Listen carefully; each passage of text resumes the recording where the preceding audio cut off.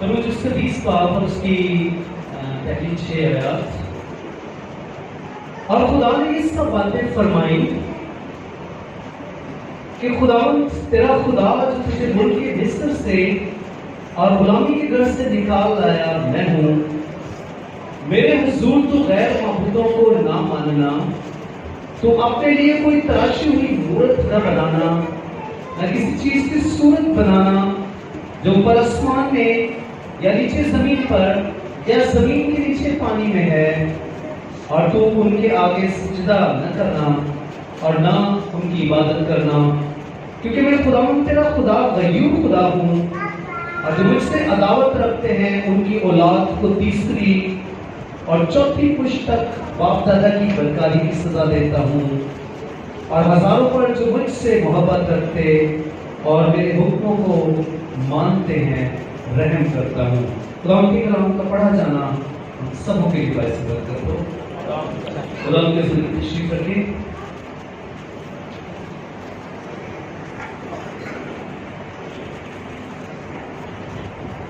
آئیے ہم دعا کریں. پہلے نہیں آسمانی باپ، ہم تیرے شکر گزار ہیں اس عبادت کے لیے جس میں خداوند نے ہمیں اکٹھا کیا ہے. اے باپ، ہم اس حوالے کے لیے تیرا شکر کرتے ہیں جو تیرے حضور میں پڑھا گیا ہے.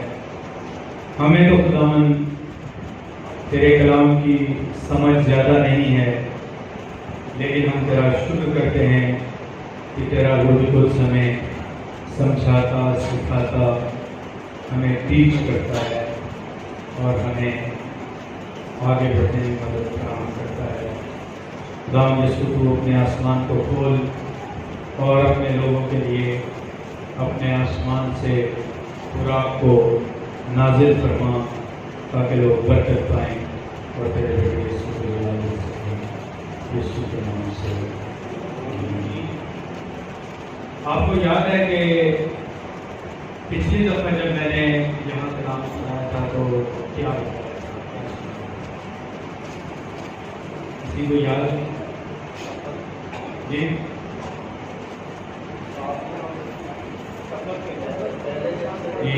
Very good. یہ سبت کے دن کو وہ کون سا حکم تھا؟ 10 احکام میں سے کون سا تھا وہ؟ ہاں 5واں 8واں وہ چوتھا حکم ہے. اور آج ہم جن 2 احکام پر غور کریں گے وہ ہے پہلا اور دوسرا. اب تھوڑی سی تصویر میں چاہتا ہوں کہ آپ کے ساتھ میں کھینچوں. تصویر یہ ہے کہ خدا بنی اسرائیل کو مصر سے نکال لایا ہے اور تقریباً یہ لوگ کوہ سینا کی وادی میں پہنچ رہے ہیں. شاید مہینہ 2 مہینے گزرے ہوں گے یا چند روز گزرے ہوں گے کہ خدا نے موسیٰ سے کہا کہ موسیٰ اب اس بات کی ضرورت ہے، میں نے رہائی آزادی تو بخش دی ہے، لیکن اب اس بات کی ضرورت ہے کہ جس ملک میں تمہیں میں لے جا رہا ہوں وہاں جا کر اپنی زندگی کیسے گزارنی ہے اس کے اصول اور طریقے اور ضابطے سیکھے جائیں. تو خدا نے بزرگ موسیٰ سے کیا کہا کہ موسیٰ آپ اوپر کوہ سینا پر تشریف لے آئیے. اور بزرگ موسیٰ کوہ سینا پر چلے گئے اور سب سے پہلے خدا نے بزرگ موسیٰ کو 10 احکام دیے اور سب سے پہلا جو حکم ہے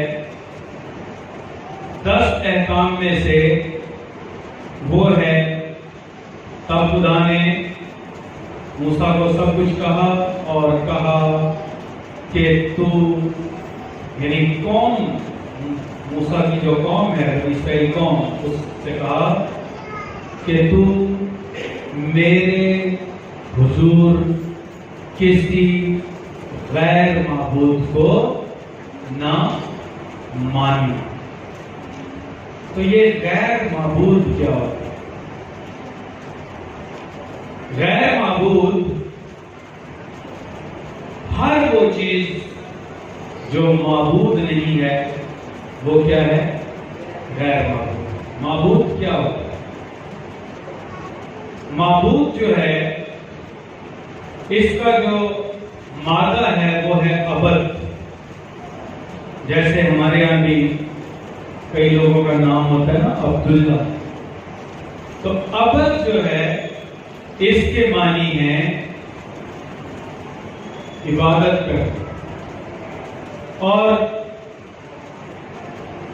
عربی اور عبرانی زبان میں جو خادم یا غلام یا پرستار ہے اس کے لیے ایک ہی لفظ ہے مطلب عبد. عبرانی تلفظ جو ہے وہ اس کا عبد ہے کیونکہ عبرانی میں بعض جگہوں پر بے جو ہے وہ واو کی صورت اختیار کرتے ہیں. خاص طور پر جب بے کہیں بیچ میں یا آخر میں آ جائے تو وہ بے واو کا تلفظ دیتا ہے. جیسے ابراہم ہے تو وہ ابراہم بن جاتا ہے, یعقوب ہے تو وہ یعقوب بن جاتا ہے. تو یہاں پر عبد لفظ جو ہے اس کے معنی ہے بندگی کرنے والا شخص. اسی لفظ سے عابد نکلا ہے. عابد عابد کون ہوتا ہے؟ عابد وہ ہوتا ہے جو عبادت کرتا ہے. اکثر لڑکوں کے نام ہوتے ہیں نا عابد اور لڑکیوں کا نام ہوتا ہے عابدہ. عابد اور عابدہ کا مطلب ہے عبادت کرنے والا.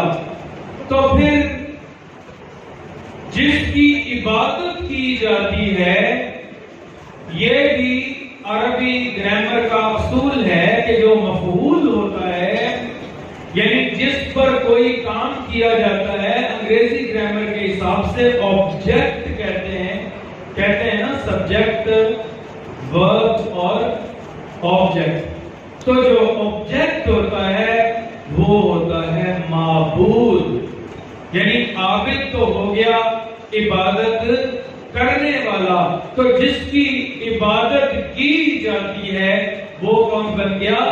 وہ معبود ہو گیا. یعنی ہمارا خدا جو ہے وہ ہمارا معبود ہے. ہمارا جو زندہ خدا ہے وہ ہمارا معبود ہے. تو خدا ہمیں کیا سکھانا چاہ رہا ہے کہ تو میرے حضور کسی غیر معبود کو یعنی جو معبود نہیں ہے, جو خدا نہیں ہے, جو خدا غیر خدا ہے, وہ اس کو تم نے نہیں ماننا. اور ماننے کا کیا مطلب ہے؟ ماننے کا مطلب ہوتا ہے اقرار کرنا, کسی کی تعریف کرنا, کسی کی پوجا کرنا, کسی کو احترام دینا. لہذا عزیز بہن بھائیوں, آج یہ بات اپنے دلوں میں اپنے ذہنوں پر نقش کر لیں کہ سوائے خدا کی ذات کے, سوائے آسمان کے خدا کے, سوائے زندہ خدا کے, سوائے خدا باپ بیٹے اور روح القدس کے دنیا کی کوئی ہستی, دنیا کا کوئی اور دیوتا, دنیا کا کوئی اور شخص عبادت کے لائق نہیں ہے. اور پہلا حکم یہی ہے کہ عبادت دنیا کے معبودوں کی اور دیوتاؤں کی عبادت نہیں کرنی. تو اس پہلے دو احکام کی ضرورت کیوں پیش آئی؟ کیونکہ بنی اسرائیل قوم مصر میں 430 برس تک رہ کر آئی تھی اور مصر کے لوگ سانپوں کی پرستش, مچھروں کی پرستش, مینڈکوں کی پرستش, دریاؤں کی پرستش, درختوں کی پرستش، چونٹیوں کی پرستش، جوؤں کی پرستش، ہاتھیوں کی پرستش کرتے تھے، چاند اور سورج کی پرستش کرتے تھے. تو 430 سال جب وہ اس ماحول میں رہے، 430 سال جب انہوں نے اس ماحول میں، کئی بچے تو وہاں پیدا ہوئے، کئی مصر ہی میں مر گئے، تو اسی ماحول میں جب وہ پیدا ہوئے، پلے بڑھے، تو یہ بات اس بات کا شائبہ تھا، اس بات کا امکان تھا کہ ان پر بھی ان کے جیسے اثرات ہو سکتے ہیں.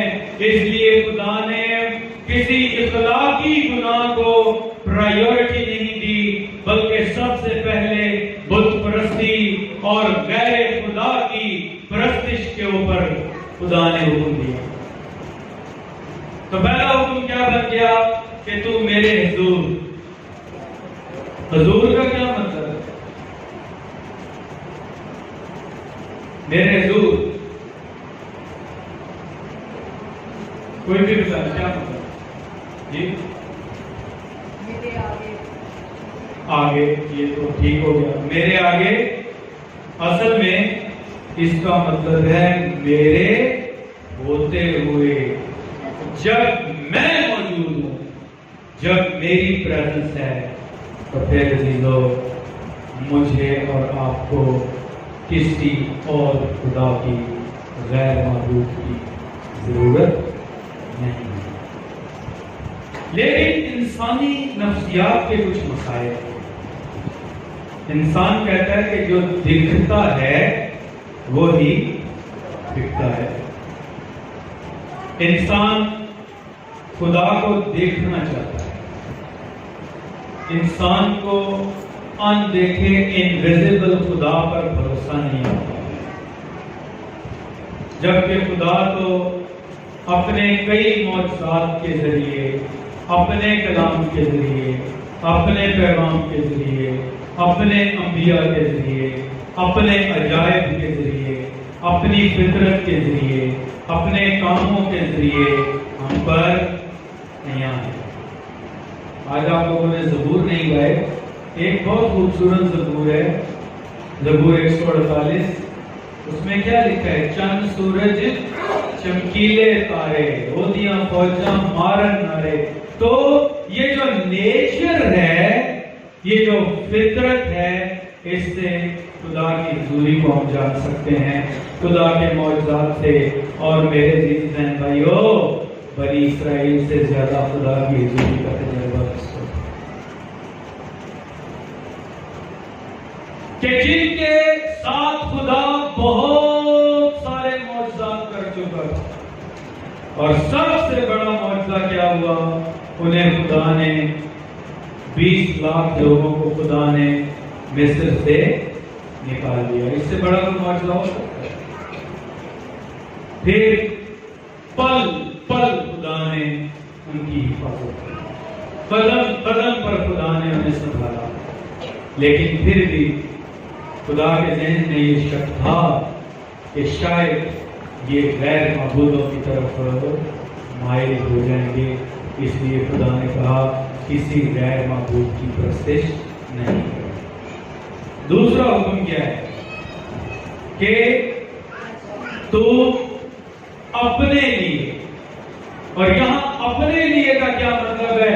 اپنی تسکین کے لیے، اپنا رانجھا راضی کرنے کے لیے، اپنے دل کو منانے کے لیے، اپنی ذات کی تسکین کے لیے تو کوئی تراشی ہوئی مورت نہ بنانا، اور نہ ہی کسی چیز کی صورت بنانا. تو یہاں پر تراشی ہوئی مورتوں کا ذکر ہے، لیکن ساتھ ہی صورت کا بھی ذکر ہے.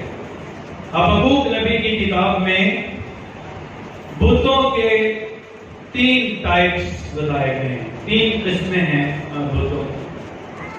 پہلی قسم ہے تراشے ہوئے بت. تراشے ہوئے بت کیا ہوتے ہیں کہ جنہیں ہتھوڑے اور چھینی سے ٹرم کیا جاتا ہے، تراشا جاتا ہے. اور مغل اعظم فلم میں ایک سنگ تراش بھی تھا، دیکھیے. اور دوسری قسم جو ہے وہ ہوتی ہے کھودے ہوئے بت. تو کھودے ہوئے بت کون سے ہوتے ہیں جی؟ یہ جو لکڑی پہ، سنگے مرمر پہ، کسی پتھر پہ، کسی نوکدار چیز سے کوئی چیز کھرچ کر، کھود کر کندہ کاری کی جاتی ہے، اس کو کہتے ہیں کھودے ہوئے بت. اور تیسری قسم جو ہے وہ ہے ڈھالے ہوئے بت. ڈھالے ہوئے بتوں کی کیا مثال ہے؟ جب بزرگ موسیٰ 10 احکام اور دیگر احکام، خیمہ اجتماع کے نقشے اور قوم کے لیے آئین لے کر پہاڑ سے نیچے تشریف لا رہے تھے تو آگے کیا ڈرامہ ہو رہا تھا؟ پتہ ہے آپ کو کیا ہو رہا تھا؟ لوگوں نے ہارون کو پریشرائز کیا، اور ہارون بھی ایسا خدا کا بندہ تھا کہ لوگوں کے پریشر میں آیا. کبھی کبھی پریشر میں آدم آ ہی جاتے، آنا نہیں چاہیے. تو کیا ہوا؟ انہوں نے کہا لاؤ سونا. سونا لائے. لگتا ہے موسیٰ کا بھائی ہارون جو ہے یہ بہت بڑا بت ساز تھا. ڈھال دیا ایک بچڑا، اور جب وہ آگ سے نکلا تو خدا کے کلام میں لکھا ہے کہ ایک بچڑے کی صورت بن کر سامنے یہی وہ ڈالا ہوا بچڑا ہے جو تمہیں ملک مصر سے حقائق ہی بدل دیے، حقائق کو ہی تبدیل کر دیا. انہیں نجات دینے والا تو یسوع تھا، خدا تھا. انہیں نجات دینے والا تو وہ زندہ خدا تھا جس کی ہم پرستش کرتے ہیں. وہاں پر حقائق بدل دیے گئے. تو جب بتوں کی پرستش ہوتی ہے، جب دیوتاؤں کی پرستش ہوتی ہے، جب غیر معبودوں کی پرستش ہوتی ہے تو حقائق بدل جاتے ہیں. سچ کو جھوٹ اور جھوٹ کو سچ کر کے پیش کیا جاتا ہے. تو یہاں پر خدا نے کہا ہے کہ کسی چیز کی مورت اور صورت نہیں بنانی، نہ انہیں بنانا ہے، نہ ان کی پرستش کرنی ہے، اور نہ ہی ان کے آگے سجدہ کرنا. خدا نے منع کیا. اور وہ کون کون سی چیزیں ہیں جن سے خدا نے منع کیا؟ نہ آسمان کی. آسمان پر کیا ہے؟ چاند، سورج، ستارے، سیارے اور پتہ نہیں کیا. اور میرے عزیز بہن بھائیوں، بہت سارے لوگ ستاروں کو فالو کرتے ہیں. بہت سارے لوگ ستاروں کو فالو کرتے ہیں. میرا ستارہ میزان ہے، دوسرا کہتا ہے میرا تو جوزا ہے، میں تو لیو ہوں، میں ورگو ہوں.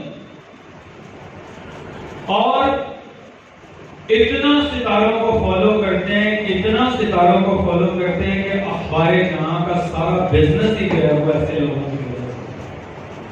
کیونکہ اخبار جہاں میں ایک کالم چھپتا ہے یہ ہفتہ کیسا ہے. اور ابلیس نے کیا کیا ہے کہ آپ کے موبائل فون میں ایپس ڈال دیے. کئی ٹی وی چینلوں کے اوپر ستارہ شناس بیٹھے ہوتے ہیں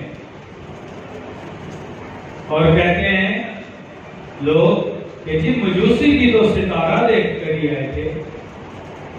تو اگر ستارہ یسوع کے پاس لے جاتا ہے تو یہ بات آپ کی میں مانتا ہوں.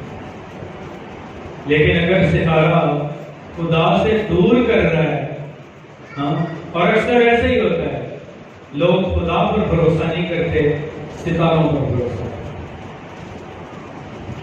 لوگ خدا کی قدرت کو چھوڑ کر اپنے جو سائنس ہیں ان کے پیچھے پڑے ہیں. जन्म कुंडलियां निकलवाते रहते। मेरा और उसका सितारा मिलता है कि नहीं? और जिसने पैसे कमाने होते हैं वो देख लेता है कि ये एक दूसरे को पसंद करते कहते हैं मिलता है परेशान नहीं।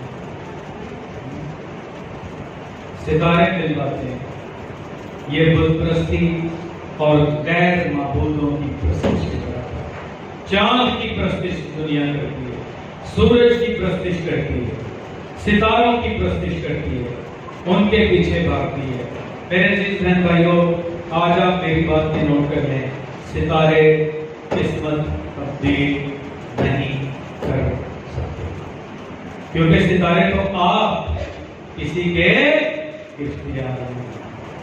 सितारे एक मदार में घूमते रहते हैं और अपनी मर्जी से ना वो रुक सकते हैं ना वो चल सकते हैं। उन्हें चलाने वाली खुदा की ज़ात है। और सितारों का मकसद क्या है?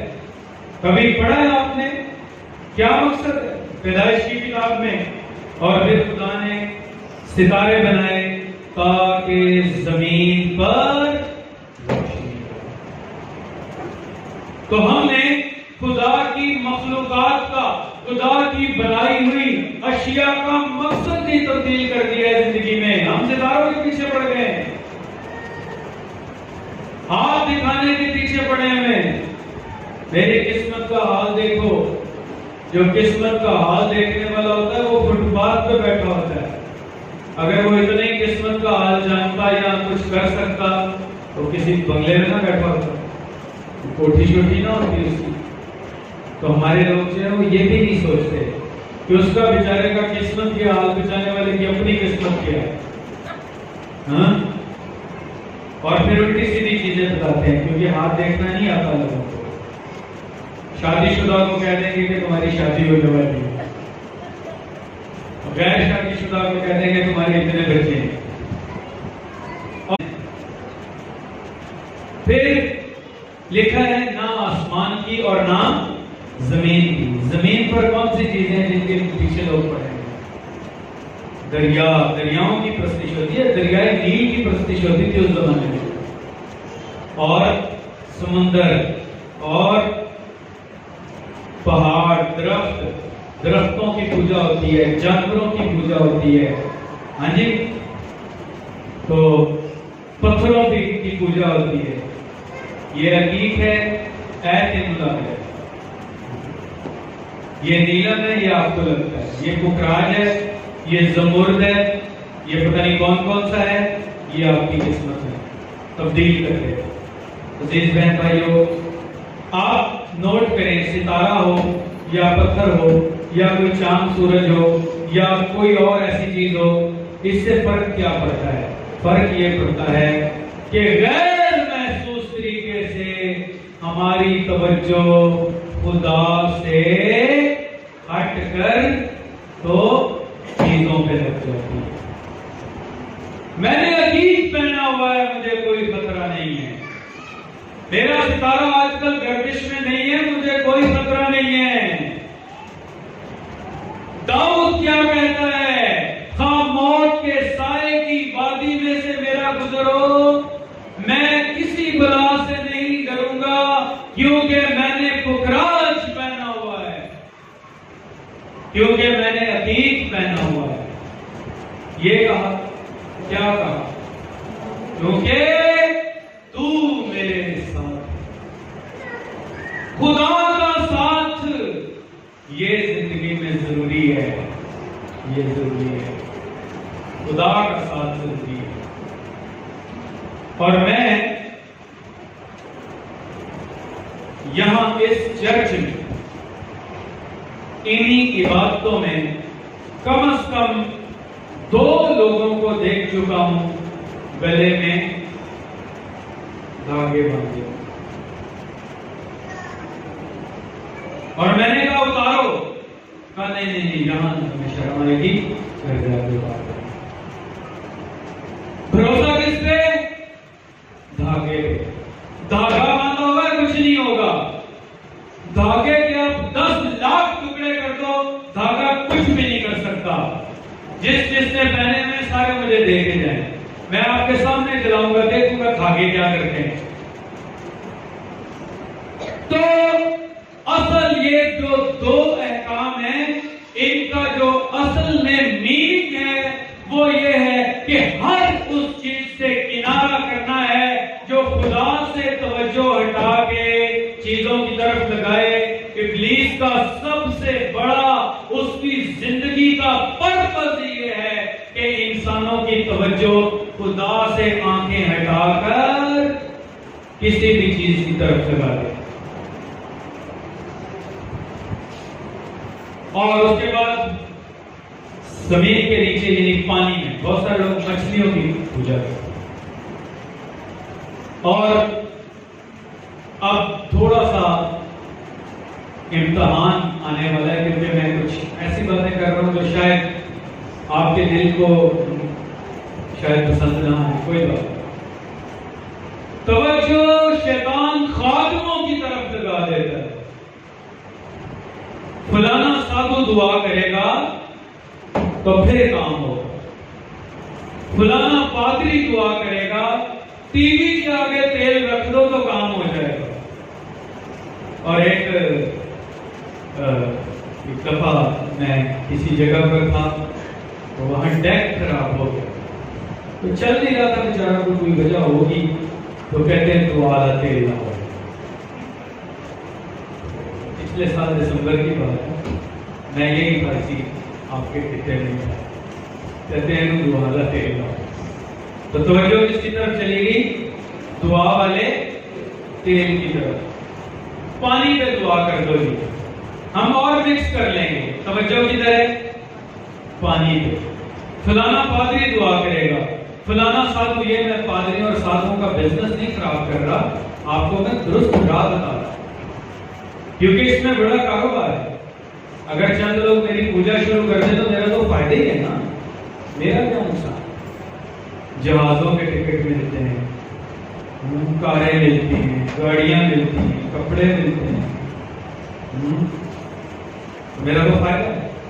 لیکن میں آپ کو سچ بات بتا رہا ہوں کہ اگر کسی سادھو کی طرف آپ کی توجہ ہے، اگر ہماری کسی پادری پہ نظریں ہیں، اگر ہماری کسی ایلڈر پہ نظریں ہیں، اگر کسی چرچ پہ نظریں ہیں، اگر کسی بہن پہ، کسی باجی پہ نظریں ہیں کہ باجی دعا کرے گی، آج کل یہ بڑا رواج ہے، باجیاں بہت دعا کریں گی، اچھی بات ہے، کرنی چاہیے، لیکن توجہ کس کی طرف ہے؟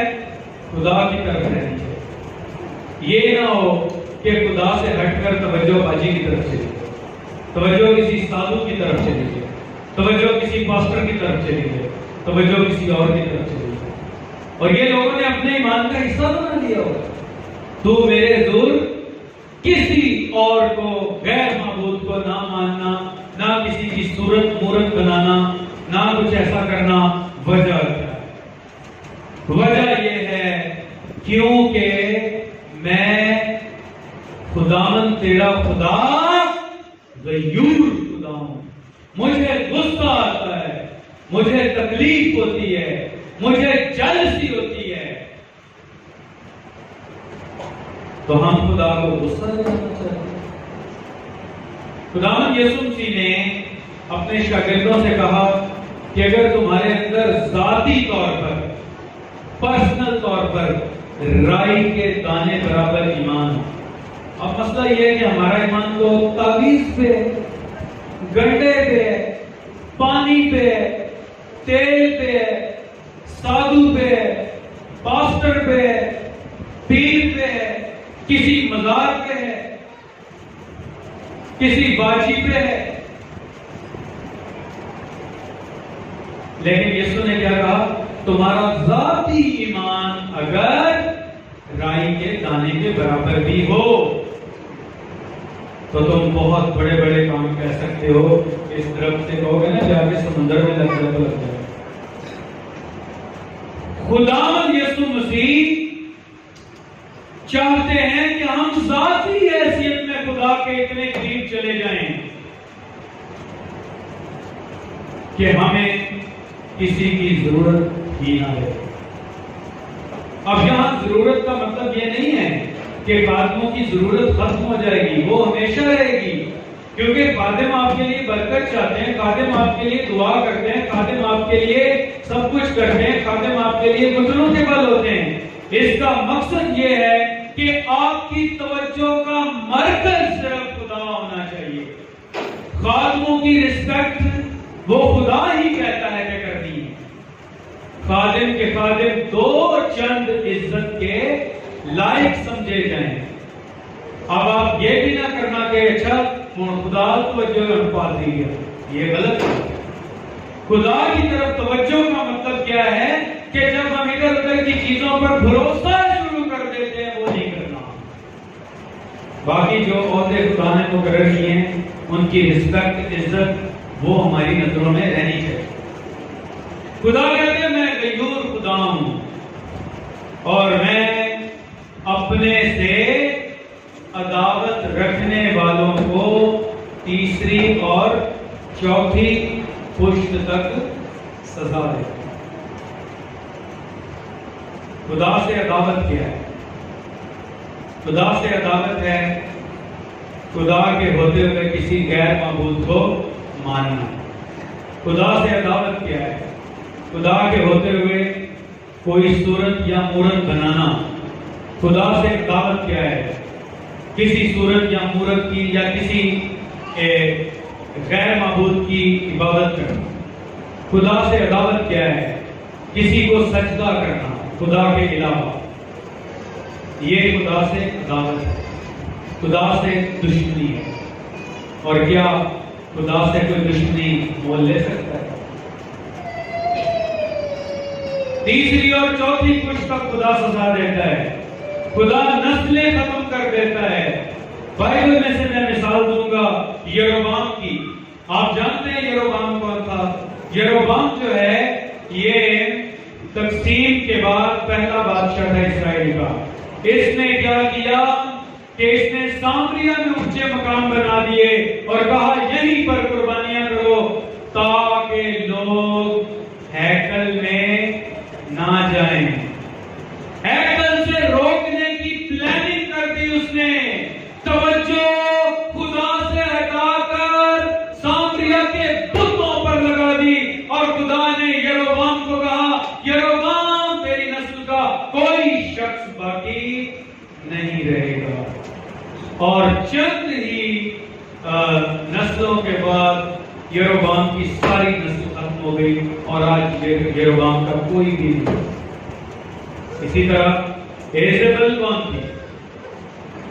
کون تھی ایزبل؟ اخیب بادشاہ کی ملکہ تھی، بیوی تھی۔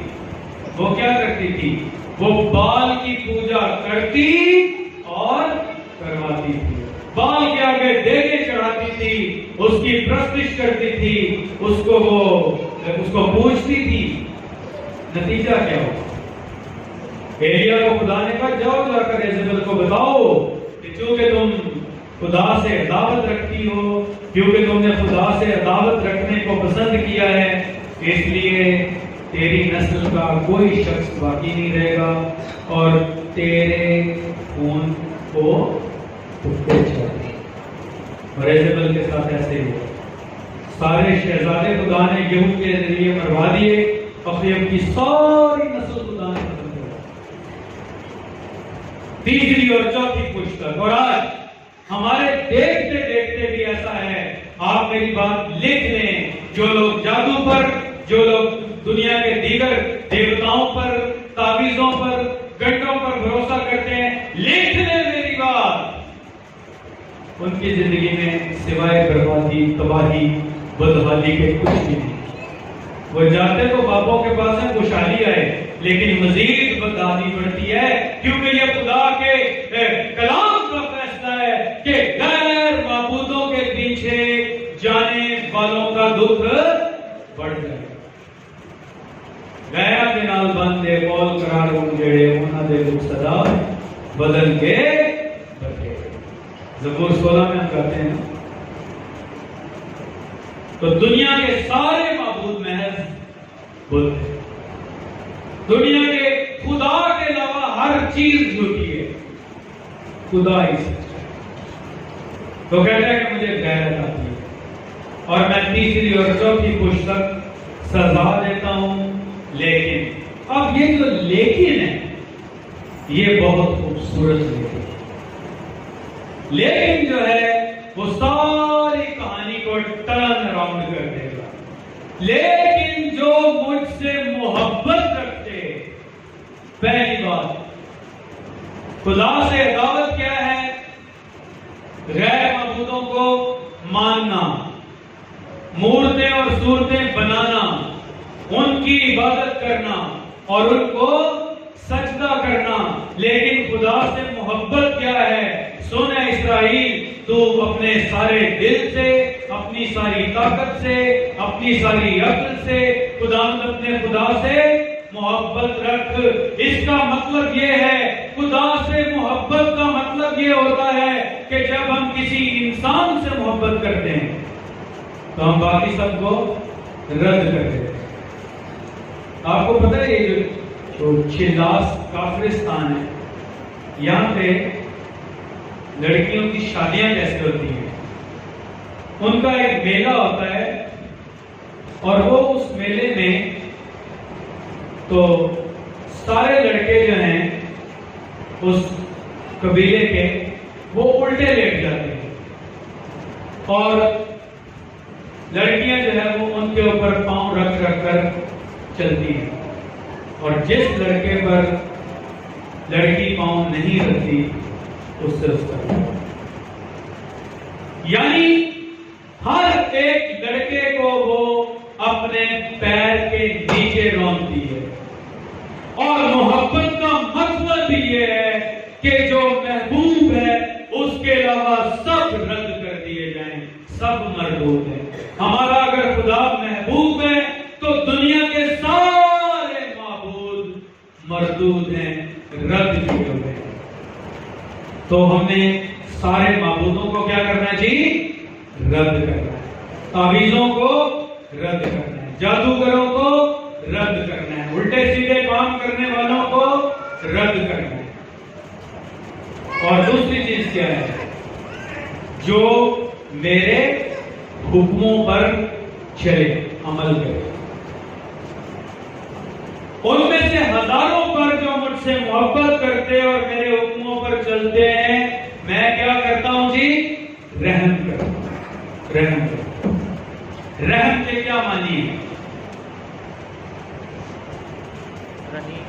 جی؟ رحیم. رحم کے معنی رحیم. رحیم تو رحم کرنے والا ہوگا. رحم کیا؟ کسی نے کہا ہے معاف کرنا.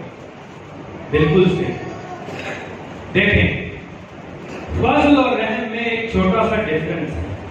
فضل کے کیا معنی ہیں؟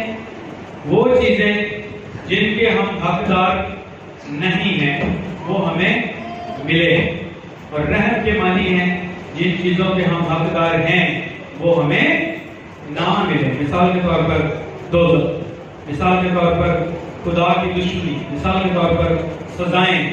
جب خدا ہمیں وہ چیزیں نہیں دیتا تو وہ ہم پر رحم کرتا ہو. تو میرے عزیزو، محبت اور حکموں کو ماننا، یہ ایک واپسی کا خدا نے راستہ دے دیا ہے. بے شک وہ معاف نہیں کرتا، بے شک وہ تیسری اور چوتھی پشت تک سزا دیتا ہے، لیکن یہ سزا ان کو دیتا ہے جو انہی چیزوں کو کنٹینیو کرتے ہیں. لیکن جو خدا سے محبت کا فیصلہ کر لیتے ہیں، جو خدا سے عداوت چھوڑنے کا فیصلہ کر لیتے ہیں، جو خدا کو اپنی زندگی میں ترجیح دینے کا فیصلہ کر لیتے ہیں، جو خدا کے حکموں کو ماننے کا فیصلہ کر لیتے ہیں، ان میں سے ہزاروں پر رحم ہو جاتا ہے، لاکھوں پر رحم ہو جاتا ہے.